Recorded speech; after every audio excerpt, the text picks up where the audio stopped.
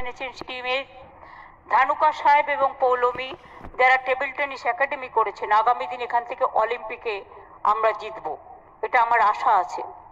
পেছনে বসে আছে যারা কাজটা করে, আমাদের অনুপ জয়সওয়াল, বিনোদ, রাজেশ, আমাদের সঞ্জয়, ওদিকে হচ্ছে সেলিম, ওদিকে সংঘমিত্রা সহ আরো অনেকে, এবং আইএফএ থেকে এসছে সকলে, আমার শ্রদ্ধেয় প্রিন্সিপাল এবং কলেজ ভাইস চ্যান্সেলররা যারা নবনিযুক্ত নির্বাচিত হয়েছেন বা আগামী দিন নির্বাচিত হবেন, এবং আমার শিক্ষিকারা, শিক্ষকবৃন্দ, আমার ছোট্ট ছোট্ট ভাই বোনেরা, আমার স্কুল কলেজের ছাত্রছাত্রী এবং ছাত্রী সাথী, এবং আমার সমবেত সকলে সকলে সবাইকে হ্যাপি নিউ ইয়ার জানাচ্ছি। এবং আজকের প্রোগ্রামটা গানে, কবিতায়, ছন্দে, পুরস্কারে একেবারে ছন্দময়, গদ্যময়, পদ্যময়, রচনাময়, সঙ্গীতময়, সকলের মন কেড়েছে। সকলকে কিছুক্ষণের জন্য হলেও আমাদের বন্ধুরা তারা আপনাদের আনন্দ দান করতে পেরেছেন। সবসময় শক্ত কথা ভালো লাগে না, কখনো কখনো একটু আনন্দ, একটু উল্লাস, একটু উচ্ছ্বাস মানুষের প্রাণকে আনন্দময় করে গড়ে তোলে। সেটাও কিন্তু আজকে আপনাদের জন্য আমরা করতে পেরেছি। এবং আমি বলার সাথে সাথে ব্রাত্যকে বলেছিলাম, সবাইকে ইনভাইট করেছিলাম, আজকে সবাই কাজকর্ম ছেড়ে দিয়ে এসছে। আমি ওদের সকলকে অনেক ধন্যবাদ জানাচ্ছি।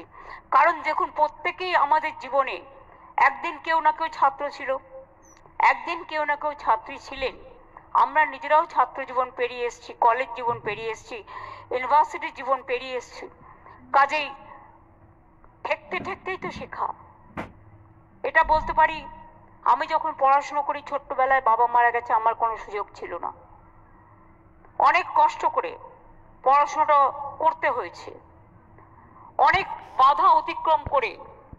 একদিকে সংসার পরিচালনা, দাদা আছে এখানে জানে, আমি দাদার সাথে একটু আলাপ করিয়ে দিই, আপনারা বুঝতে পারবেন। দাদা একটু দাঁড়া, ওই দিকে ওরা দেখতে পাচ্ছে না তো কেউ। অনেকে আবার আমাকে ছোট বলে, আমাকে বড় বলে, ওকে ছোট বলে। আর আমি জানেন তো, সবাই আমার জন্মদিন করে, আমি মনে করি আমি এখন জন্মাইনি।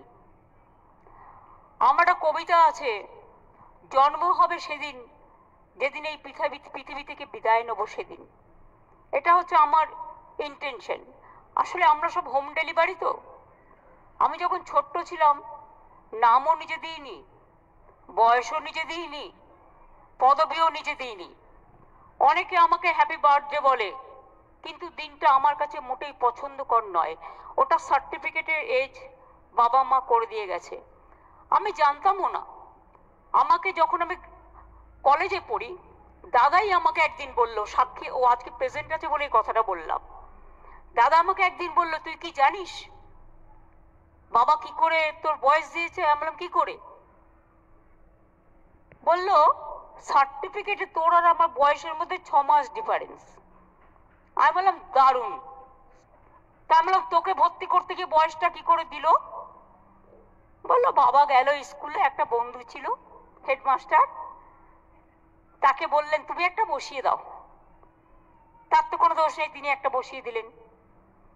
আগেকার দিনে প্রবলেমটা ছিল, যারা আমরা বাড়িতে জন্মেছি, হোম ডেলিভারি, কাজে আসল বয়সটা কিন্তু লুকিয়ে থাকে, নকল বয়সটা, সার্টিফিকেটের বয়সটা মানুষ ধরে নেয়।